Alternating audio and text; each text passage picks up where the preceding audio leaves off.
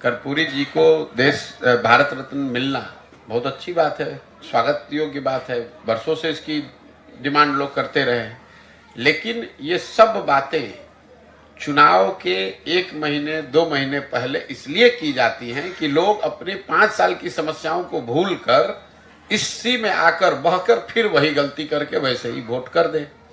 आपका कहना है लोग तो फिर वही बात करेंगे। अगर लोग फिर वैसे ही करते रहेंगे तो उनकी स्थिति भी वैसी ही बनी रहेगी जैसे पहले से है। ऐसा तो है नहीं कि बिहार ने लालू जी का शासन नहीं देखा, कि नीतीश का नहीं देखा, कि मोदी का नहीं देखा।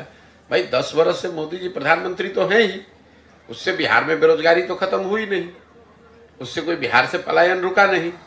उससे पहले जब केंद्र में यूपीए कांग्रेस की सरकार थी तब भी बिहार की दशा यही थी। हम लोग तो इस अभियान में रोज ये बात कह रहे हैं कि ये बात ही बेमानी है कि किसने बिहार का भला किया, किसकी वजह से बिहार का नुकसान हुआ।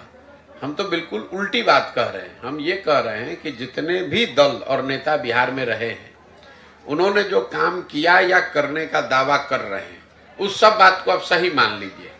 मान लीजिए कि 40 साल के अपने शासन काल में कांग्रेस ने यहाँ काम किया।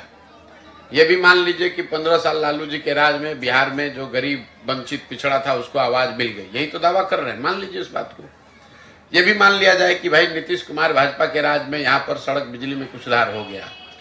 लेकिन अगर सारे लोगों के काम को, दावे को सही मान भी लिया जाए तो भी इससे तो कोई इनकार नहीं कर सकता है कि पूरे देश में सबसे गरीब, सबसे पिछड़ा, भुखमरी, बेरोजगारी वाला राज्य बिहार है।